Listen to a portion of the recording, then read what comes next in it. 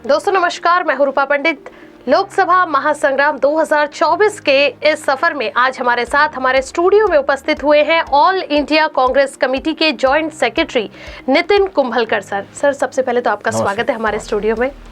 दोस्तों ये एक ऐसे शख्स है जो वैसे तो किसी परिचय के मोहताज नहीं है, लेकिन फिर भी मैं आपको बता दूं कि पेशे से सिविल इंजीनियरिंग रहने के बावजूद समाज सेवा की भावना को लेकर ये राजनीति में आए हैं। नितिन सर, सबसे पहले तो मैं चाहूंगी कि आप हमारे दर्शकों को अपने बारे में कुछ बताएं। जी, मैं सिविल इंजीनियर जैसा आपने कहा कि मैं तो हूँ, और राजनीति में भी हूँ जैसा आपने कहा कि ये दोनों अलग फील्ड है, इसमें मैं कैसे आया। जी, तो इसके लिए मेरे घर का एक वातावरण जो था वो राजकीय वातावरण था। मेरे पिताजी ने नागपुर शहर में कांग्रेस की करीब एक 45-50 साल सेवा की। वो यहाँ सबसे लॉन्ग सर्विंग, सबसे ज़्यादा समय के लिए वो treasurer Nagpur district Congress committee के रहे। और उसमें जो भी 1980 से नागपुर में जिन्होंने लोकसभा का चुनाव लड़ा है, उनके वो इलेक्शन इंचार्ज, इलेक्शन एजेंट रहे। एक दो अगर इलेक्शन के अपवाद छोड़े तो 2014 तक वो थे। और ऐसा कोई नागपुर का, यानी उनको तो नागपुर में ऐसा बोला जाता था कि वो नागपुर के कांग्रेस का एक इंसाइक्लोपीडिया है। कौन से गली में नागपुर के कौन सा कांग्रेस का कार्यकर्ता कितने कैपेसिटी का है, और वो उसकी जानकारी उनको बहुत अच्छे से थी और हर एक से वो कनेक्टेड थे। तो घर में ये सब चीज़ें पढ़ाई करते हुए भी हम देख ही रहते कि इलेक्शन का माहौल, जब भी इलेक्शन आता था घर में वो माहौल होता था। राजकीय नेता जो भी हुआ करते थे हर समय के, वो घर पे आया करते थे, उनसे चर्चाएं होती थी। बहुत सारी बैठकें हमारे घर में होती थी जिसमें संगठन को लेके, चुनाव को लेके किस तरीके से सामने जाया जाए। तो ये चीज़ें मैंने बहुत नज़दीक से देखी है। मेरे चाचा भी जो यशवंत कुंभलकर जी है, वो 4 बार कॉरपोरेटर नगर सेवक रहे हैं। तो घर में एक उस टाइप का माहौल था। तो एक अगर घर में एक माहौल है तो आपको भी उसकी एक क्यूरियोसिटी हो जाती है। क्यूरियोसिटी सही है, लेकिन एक इंजीनियरिंग बन रहा लड़का पॉलिटिक्स की तरफ जा रहा है, तो कहीं आपके ऊपर कोई ऑब्जेक्शन नहीं उठा कभी? उसके लिए मैं मेरे पिताजी को आदर्श मानता था कि वो जिस तरीके से उन्होंने कांग्रेस की इस शहर में रह के सेवा की, संगठन के लिए काम किया, तो वो देख रहा था कि वो सेल्फलेसली काम करते थे। उन्होंने कभी पार्टी के पास टिकट नहीं मांगा, वो संगठन का काम करते थे। और कभी भी उन्होंने, एक हमारे आदरणीय नेता सोनिया जी है, सोनिया जी ने एक बहुत बड़ी बात कही थी, उससे भी मैं प्रभावित हुआ था कि जब हम मिले थे उनसे तो यूथ कांग्रेस के समय, तो उन्होंने कहा था कि आप सब लोग ना राजनीति को एक 20% रखो, 80% आप जो है वो समाजकारण की तरफ आपका ध्यान होना चाहिए। तो ये बहुत बड़ी बात उस समय लगी, और एक लगा कि अगर कुछ करना है सोसाइटी के लिए तो ये एक प्रभावी माध्यम हो सकता है अथॉरिटी बन के। क्या बात है। तो अथॉरिटी अगर नहीं भी बन रहे तो भी हम अपनी तरफ से कोशिश तो कर ही रहे, क्योंकि चुनाव लड़ने का वैसे पार्टी की तरफ 2-4 बार मैंने जब भी निवेदन दिया था, आवेदन किया था, तो उस समय मुझे नहीं मिल पाया। एक बार मिलते मिलते रह गया टिकट। बट ऐसा नहीं है कि मैं चुनाव की मुझे अनुभव नहीं है। मैं अभी ऑल इंडिया में काम करते हुए 2007 से मैं करीब काम कर रहा हूँ देश स्तर पे। और जैसा कि आपने बताया कि आपके घर का ही बैकग्राउंड जो है वो राजनीति का था, तो बचपन से ही राजनीति की बहुत सारी बारीकियां जो है आप सीखते बड़े हुए। दोस्तों मैं आपको बता दूं कि लोकसभा चुनाव 2024 की बात करें तो लोकसभा में इस बार कुल 545 सीटें हैं जिसके लिए चुनाव होने हैं। पिछली बार लोकसभा के चुनाव 2019 में हुए थे, जहां भाजपा ने 303 सीटों से जीतकर बहुमत हासिल की थी। सर ये बताइए कि इस बार जो है बीजेपी की टक्कर, बीजेपी वर्सेस कांग्रेस, इस घमासान में कांग्रेस से आपका जो नाम है वो प्रबल दावेदारी के रूप में सामने आ रहा है सभी के सामने। तो मैं आपसे पूछना चाहूँगी कि आजकल की जो राजनीति है वो क्या आपको लगता है कि धर्म आधारित है? जाति गणना का जो मुद्दा उठाया जा रहा है, तो क्या लगता है आपको कि धर्म की राजनीति पे ज़्यादा जोर दिया जा रहा है?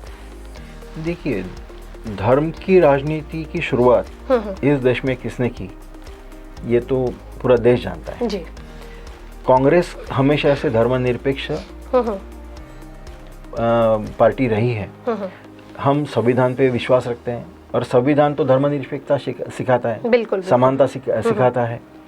और संविधान किसकी सत्ता रहते हुए बना है? बराबर है। तो इस देश को संविधान उस समय की जो कांग्रेस की सरकार थी उन्होंने दिया, और उसमें उन्होंने हर ये कोशिश की कि वो संविधान में इस देश में रहने वाले हर तबके को एक उसके साथ न्याय हो जी।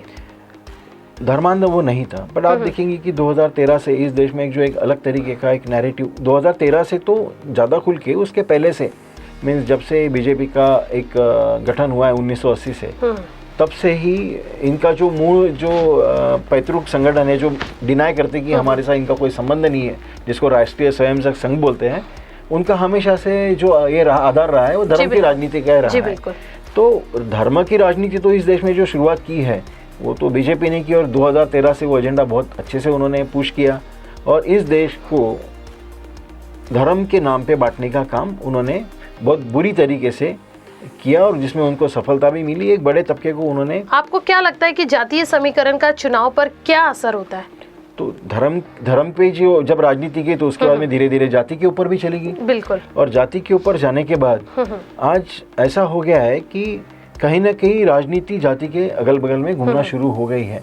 तो उसको एक अलग सोफिस्टिकेटेड नाम दिया कि सोशल इंजीनियरिंग भी करना चाहिए। एग्जैक्टली। तो सोशल इंजीनियरिंग करना बुरी बात नहीं, क्योंकि सोशल इंजीनियरिंग के माध्यम से समाज के हर तबके को एक प्रतिनिधित्व, राजनीतिक प्रतिनिधित्व उस समाज का करने के लिए, चाहे वो असेंबली हो या पार्लियामेंट हो, उसमें मिलना चाहिए। वो तो जायज़ भी बात है, क्योंकि उनका प्रतिनिधित्व कोई ना कोई होना चाहिए, तो उसमें वैसे कोई गलत नहीं है।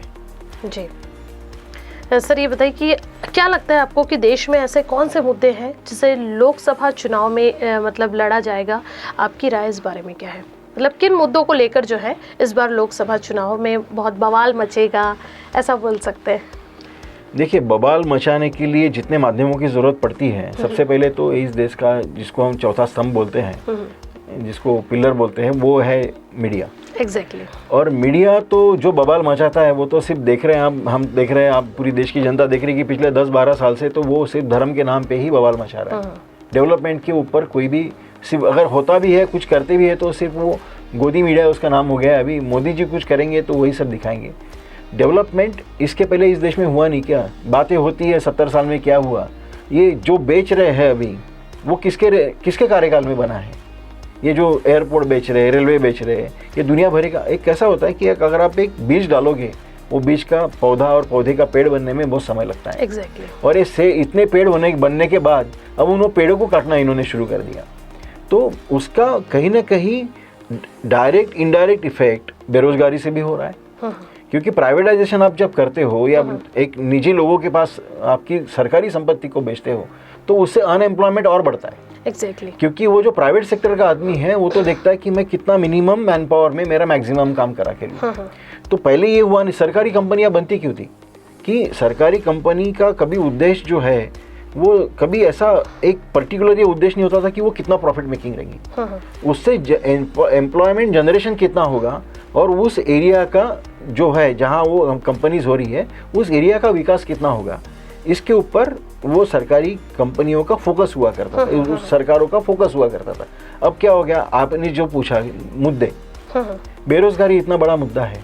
आज किसान इतने पिछले आपने देखा होगा पिछले बार भी किसानों ने जो आंदोलन किया, अभी भी आंदोलन कर रहा है। और बड़ी दुख की बात है कि वो किसान कोई दूसरे देश से तो आए हुए नहीं है जो आंदोलन कर रहे हैं। आप उनको इतने बड़े बड़े हर्डल्स, बड़ी बड़ी किले, यानी ऐसा कि वो कहीं दूसरे देश से आके हमारे जो कैपिटल है, हमारी राजधानी दिल्ली है, उसके ऊपर जाके वो हमला करने वाले हैं। इस तरीके से उनको ही एक आपराधिक श्रेणी में डाला जा रहा है और उनको उस तरीके से उनको ट्रीटमेंट दी जा रही है, जो कि बहुत गलत है। अपने देश का नागरिक अपनी ही राजधानी में अपनी मांगों को लेके जाके एजिटेशन नहीं कर सकता, वो अपना धरना नहीं दे सकता। इसके पहले कभी हुआ है क्या ऐसी बात? क्योंकि हमेशा से वो चाहे बीजेपी विरोध में रही, बीजेपी को कभी रोका गया, उनके लोगों को कभी रोका गया। अन्ना का इतना बड़ा आंदोलन हुआ, अन्ना के आंदोलन से क्या फलिती हुई, क्या मिला अन्ना के आंदोलन से? जो मुद्दों को लेकर अन्ना ने आंदोलन किया था वो मुद्दे तो आज भी वही के वही धरे पड़े हैं और अन्ना जी कहीं सोए पड़े हैं। जी बिल्कुल। और अन्ना हजारे जी की बात अगर निकली है तो ऐसा बीच में सुनने आया था कि जैसे अन्ना हजारे जी ने ये पहल जो की थी आंदोलन की, उसके बाद वो क्रेडिट जो है वो कहीं ना कहीं किसी और को मिला और वो जो है वो बहुत फ्लैश में नजर आया।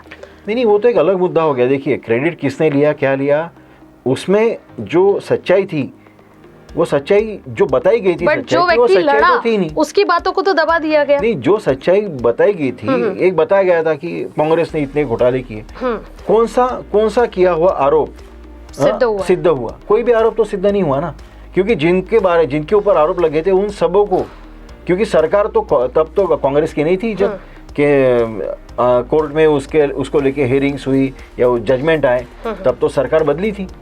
सबको क्लीन चिट मिल गई। क्लीन चिट मिल गई मीन्स उनके ऊपर आरोप ही सिद्ध नहीं हुए कि, और बताया गया कि जो भी आरोप इनके लगाए गए थे ये बेबुनियाद है। पर देश का इस तरीके से वातावरण क्रिएट किया गया और दूसरा धर्म से जोड़ दिया गया चीज़ों को, उसमें इस देश में परिवर्तन हुआ। पर ये देश का जो फैब्रिक है ना, इस देश का जो सोशल फैब्रिक है, इस देश का जो डीएनए है, वो डीएनए में इतना एक समानता और समरसता और बाकी जो आप बोलेंगे भाईचारा है कि एक सब साथ में हज़ारों साल से रह रहे हैं। ये कितना भी कोशिश कर ले वो बाउंस बैक करेगा।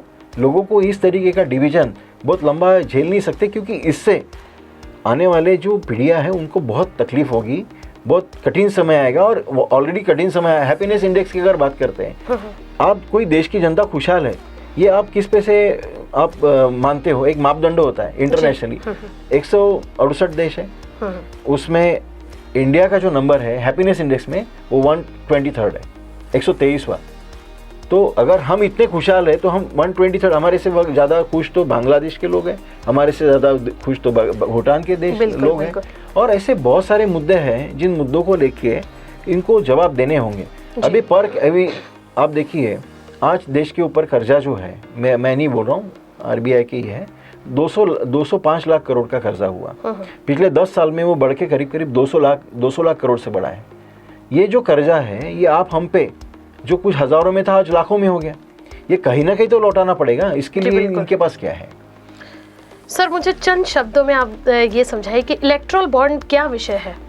इलेक्ट्रल बॉन्ड जो है ना, जैसा एक नोटबंदी हुआ, नोटबंदी में ये जितना बड़ा, कभी ये अगर बातें खुली तो नोटबंदी के बारे में बिल्कुल हमारे दर्शकों को बताइए आप कि नोटबंदी में ये समझ में आएगा कि ये कितना बड़ा नोटबंदी का भी फ्रॉड हुआ। वैसे ये इलेक्ट्रल जो है, इलेक्ट्रल बॉन्ड जो है, ये एक बहुत बड़ा फ्रॉड है। वो फ्रॉड इसलिए है कि आप देखेंगे कि ऐसी, अब उसके ऊपर अभी जानकारियां बाहर आ रही है, उसके ऊपर और आगे चल के बहुत सारी टिप्पणियां आएंगी क्योंकि उसका एनालिसिस चल रहा है। बट एक ऐसा मोटा मोटी ध्यान में आया कि ये इलेक्ट्रल बॉन्ड देने वाली बीजेपी को जिन्होंने फंडिंग किया, ऐसी 11 कंपनियां थी जो मेजर कंपनीज थी जिन्होंने बीजेपी को फंडिंग किया। उनको 3-4 दिन पहले या तो ईडी का नोटिस मिलता है और छापे भी पड़े हैं, और उनके ऊपर छापे गिरने के बाद वो कुछ 100 करोड़ या कुछ 1000 करोड़ में बीजेपी को चंदा दे रही है। तो ये तो एक तरीके से एक्सटॉर्शन होके उनसे पैसा लिया गया 6000 करोड़ से ज्यादा, जो कि गलत है, जो कि गलत ही है ना। चलिए जाने दीजिए सर। ये बताइए कि भारत जोड़ो न्याय यात्रा, इसे चुनाव के संदर्भ में आप कैसे देखते हैं? क्या आपको लगता है कि इससे चुनाव में फायदा पहुंचेगा? देखिए, भारत जोड़ो न्याय यात्रा जो है वो ये सेकंड फेज है भारत जोड़ो यात्रा का। भारत जोड़ो यात्रा जो हुई वो पिछले साल हुई थी। जी बिल्कुल। उस यात्रा में ये चुनाव को मद्देनजर रखते हुए यात्रा तो की नहीं गई। नहीं। क्योंकि आप देखेंगे कि चुनाव के सामने सब इन्हें ऐसा बोला जाता है या ऐसा बोल भी रहे लोग कि चुनाव के सामने जो पॉलिटिकल पार्टी यात्रा निकालती है, जो जिसका सबसे बड़ा लीडर जो है जो पार्टी का, वो लोगों के बीच जाके चुनाव के सामने इस तरीके की बातें नहीं थी। पर हमारा जो उद्देश्य था, राहुल जी का जो उद्देश्य इसमें, वो ऐसा नहीं है कि इसको एक चुनाव से जोड़ा जाए। वो चाहते थे कि जैसा भारत जोड़ो यात्रा उन्होंने पैदल कन्याकुमारी से लेके श्रीनगर तक वो पैदल चले। जी बिल्कुल। इतना तो इस देश में शायद ही कोई चला होगा पैदल, एक यात्रा निकली होगी इतनी बड़ी। पर उसमें उन्होंने जाने का मतलब यही था कि लोगों के बीच जाके लोगों की समस्याओं को जाने डायरेक्टली 1 to 1। ऐसे कौन नेता कर रहा है? यहाँ तो पीएम ने पिछले जब से वो पीएम बने हैं एक प्रेस कॉन्फ्रेंस तक नहीं की, आज तक सीधा एक कोई सवाल नहीं लिया। और ये इंसान जाके लोगों से उनकी समस्याओं को जान रहा, और समस्या को जानने के बाद लोगों को उस तरीके से कमिटमेंट कर रहा है कि हम इस समस्या का हल आपको देंगे। मतलब आप ये कहना चाह रहे हैं कि ऑनलाइन कॉन्वर्सेशन और ऑफलाइन जो जाके मिल रहे हैं उसमें बहुत फर्क पड़ता है, जमीन आसमान का फर्क पड़ता है। क्योंकि ऑनलाइन में जो है वो तो चीजें बहुत अलग होती है, और 1 to 1 जब बात करती है तो आदमी के उसके चेहरे में, उसके हाव भाव में समझता है उसकी सच्चाई क्या है। तो इस देश की जनता ने उनको एक्सेप्ट किया। जहाँ जहाँ से भारत जोड़ो यात्रा गई वहाँ आप देखेंगे उसके बाद एक फर्क भी आया, वहाँ सरकार भी बनी। और उसके बाद जितने वादे लोगों से लेने के बाद, लोगों की समस्याओं को लेने का जो वादे किए गए चुनाव में, वो हर वादा उस राज्य में पहले कैबिनेट में कांग्रेस की सरकारें जहाँ है उन्होंने उसको इम्प्लीमेंट किया। आपने कांग्रेस सरकार की बात की है सर, अभी हाल ही में जो बहुत लेटेस्ट मुद्दा हमारे नागपुर शहर का है, अभी तो हमने देश दुनिया की बात करी, सुरेश भट्ट सभागृह में जो मजदूर थे, लेबर इंसान थे, उनको किचन किट वाटप का एक लालच दिया गया। हम लालच बोल सकते हैं या कुछ और बोल सकते हैं, क्योंकि जब हमारे मीडिया के प्रतिनिधि खुद उस स्पॉट पर पहुंचे तो वहां के लोगों ने ऑन कैमरा हमें बताया कि 3 घंटे तक हम तपती धूप में खड़े रहे, उसके बाद वो गेट खोला गया। कहने का मतलब कि विदाउट प्री प्लानिंग, कोई भी प्रिपरेशन ना करके वहाँ जो भगदड़ मची, तो इस तरह से किसी चीज़ का लालच देके अपने तरफ अट्रैक्ट करने की राजनीति जो नागपुर शहर में दिखाई दे रही है, क्या आपको लगता है कि ये गलत है? ये देखिए, सिर्फ नागपुर शहर में ही दिख रहा है क्या? अभी पूरे देश भर में राशन बांटा जाता है और वो भी सब चुनाव के पहले ही होता है। तो उसमें मोदी जी के बैग पे फोटो, अनाज के बैग पे फोटो, आज कुछ भी होता है तो फोटो छप रहा है। यानी कर रही सरकार, पर उसका भारत सरकार की बजाय मोदी सरकार करके प्रचार होता। नागपुर में जो हुआ, ये इलेक्शन के पहले क्या, इसके पहले ये योजना नहीं थी। पर इस भगदड़ में सर 2 लोग के डेथ और कई लोग के घायल होने की जानकारी है। इसके लिए तो वो जो आयोजक है, हाँ। वो आयोजक के ऊपर तो सदोष मनुष्य दोष का गुना, मैंने वध का गुना होना चाहिए, क्योंकि उन्होंने वो जो, जैसा आपने ही बताया कि 3 घंटा वो धूप में बाहर रहे, उनके पानी की व्यवस्था नहीं थी, और उनको जब लगा कि चलो हम छाव में जाएंगे, इसलिए जो भगदड़ मची अंदर जब गेट खोले गए, तो एक तरीके से तो लोगों को एक लालच देके उनके साथ में ये किया हुआ सबसे बड़ा, मैं तो बोलता सुनियोजित हत्याकांड भी बोल सकते हैं इसको, क्योंकि उसके लिए जो प्रिकॉशन लेनी चाहिए थी वो तो ली नहीं गई। अब मुद्दा ये है सर आपको बताने का ये कि अगर बीजेपी इतना अपने विकास कार्यों का ढिंढोरा पीटती है या फिर कोई और पार्टी जो है इतना ढिंढोरा पीटती है, तो इस सब चीज़ों से एक चीज़ जो है नोटिस करने लायक थी, इसका मतलब अभी भी हमारे देश का विकास नहीं हुआ है, जिसकी वजह से लोग चंद चीज़ों के लिए जो है इस तरह की बड़ी तादाद में इकट्ठा वहाँ हो रहे हैं। बिल्कुल बिल्कुल, ये मान सकते, मतलब विकास कार्य में कमी है। जो इतना विकास का जो ये ढोल पीटते हैं या हाँ। प्रोपोगंडा करते हैं, वो उस तरीके से नहीं हुआ। और ये इलेक्शन के पहले ही क्यों आ जाता है इनको, क्योंकि इलेक्शन के अगर ये सुन जाए एक सरलता से, अगर सब लोगों में अगर पहले से चलता रहे, तो इसका जो इम्पैक्ट होता है, लास्ट मोमेंट इम्पैक्ट, ये लास्ट मोमेंट इम्पैक्ट क्रिएट करने की बातें हैं। अभी आप देख रहे होंगे पिछले कुछ दिनों में हर जगह से भूमि पूजन, कमिटमेंट, ये इसका भूमि पूजन, उसका भूमि पूजन, ये इलेक्शन के पहले ही दिखता है क्या? इलेक्शन के पहले भी तो अगर प्लान किया है तो काम हो सकते थे ना। जी बिल्कुल। और यहाँ जो अपने सांसद है, अभी जो मंत्री है, हेवीवेट मंत्री है, उन्होंने जो बोला था कि मैं प्रचार नहीं करूँगा अगले चुनाव में, जो अभी गडकरी जी जिनका टिकट भी डिक्लेयर हुआ है, तो 2-3 दिनों में जब से उनका टिकट डिक्लेयर हुआ है तब से सत्कारों के कार्यक्रम चालू हो रहे हैं। इसके पहले क्रीड़ा महोत्सव हुआ, इसके पहले वो सांस्कृतिक महोत्सव हुआ। आपने देखा होगा हर कोई ऐसा चौराहा नहीं था, हर कोई ऐसी बस नहीं थी जहां उनके फ़ोटो के साथ में एडवर्टाइजमेंट नहीं हुआ। तो जब आप बोलते हो और आप इतने कॉन्फिडेंट हो कि मैं प्रचार नहीं करूंगा, तो ये प्रचार नहीं कर रहे तो क्या कर रहे? अब कल भी जो मुझे जानकारी मिली है, कल उन्होंने जितने सोशल मीडिया इन्फ्लुएंसर्स हैं, इनका एक मीटिंग रखा है। अच्छा। तो उसमें सबको बुलाया गया, तो ये क्या प्रचार नहीं है कि प्रचार के लिए नहीं बुला रहे, सिर्फ चाय पानी बोल के बोलेंगे कि भैया मुझे कहीं दिखाओ मत, यानी ये तो बुलाई इसलिए रहे कि मुझे मेरा आप प्रचार करो जी। तो ये भी तो बातें उनकी खोखली है। कहने का मतलब कि कथनी और करनी में बहुत फर्क होता है। बिल्कुल फर्क है। चलिए, मेरा आखिरी और अहम सवाल सर आपके लिए ये रहेगा कि यदि इस लोकसभा चुनाव 2024 में आप जीत जाते हैं तो आगे की रणनीति क्या होगी आपकी? देखिए, जीत जाते हैं तो क्या रणनीति रहेगी? रणनीति तो जो है, यानी कांग्रेस हमेशा पीपल सेंट्रिक काम किया है, यानी लोगों अभिमुख जो योजनाएं थी वो हमेशा, चाहे वो किसान कर्ज की माफ़ी का मुद्दा रहे या रोज़गार गारंटी का मुद्दा रहे, चाहे जैसा आपने देखा होगा महात्मा गांधी मिशन के माध्यम से, जिसको नरेगा बोलते, मनरेगा जो बोलते थे, उसके माध्यम से ग्रामीण लोगों को रोज़गार देने की बात रही, फूड सिक्योरिटी हुई, राइट टू एजुकेशन हुआ, ये सब जो बातें थी ये तो कांग्रेस नहीं। आज आप देखिए, आज इस देश में, नागपुर में भी देखिए, इस देश में देखिए, स्वास्थ्य की क्या सुविधाएं हैं पिछले 10 साल में। आज हॉस्पिटल्स, प्राइवेट हॉस्पिटल्स में अगर एक सामान्य आदमी जाता है तो उसको, वो पहले ये सोचता है कि मैं मेरे परिजन को तो लेके गया हूँ, पर ये बिल कितना बनेगा, ये सोच के उसकी तबीयत बिगड़ती है। तो जो एक स्वास्थ्य का फैसिलिटीज़ 10 साल में बननी चाहिए थी, उसके पहले तो बनी है। नागपुर में मेडिकल है, IGMC है, कॉर्पोरेशन के हॉस्पिटल्स है। इसके अलावा नया सरकार की तरफ से ऐसा एम्स की बात करेंगे, ठीक है, पर इसके अलावा सरकारी योजना में से ऐसे कितने PSCs बने कि जहाँ छोटे छोटे जो एरियाज़ है वहाँ के लोगों को उनमें जाके डॉक्टर्स उनके लिए अवेलेबल रहे। एजुकेशन की अगर बात करते हैं तो नागपुर के, अगर हम नागपुर की बात करेंगे, देश का जाने दीजिए, नागपुर में कितनी कॉरपोरेशंस की स्कूल बंद हो गई, बच्चों को बाहर भटकना पड़ता है। अगर एक आज जो एक विषमता, सामाजिक आर्थिक विषमता इस पूरी परिस्थिति में निर्माण हुई है, उसमें एवरेज इनकम अगर हम 10-15 हज़ार का पकड़ लेते एक सामान्य परिवार का, तो वो अपने 2 बच्चों को भी अच्छे से पढ़ा नहीं पाता है, क्योंकि उसको वो खाएगा क्या और बच्चों को पढ़ाएगा क्या। और अगर नहीं पढ़ा रहा तो पहले जो सुविधाएं थी कि यहाँ कॉरपोरेशंस के स्कूल थे, तो वो कहीं ना कहीं स्ट्रैटेजी एक बना के कॉरपोरेशन के स्कूलों को भी समाप्त करने की एक पिछले 10 सालों में आपको देखिए। यहाँ नागपुर कॉरपोरेशन में तो काफ़ी सालों से बीजेपी की सत्ता है, तो उन्होंने उसके बारे में क्या सोचा और उन्होंने उसके ऊपर कुछ काम नहीं किया। ओवरऑल इन सभी चीज़ों, मुद्दों पर आपका खास ध्यान रहेगा।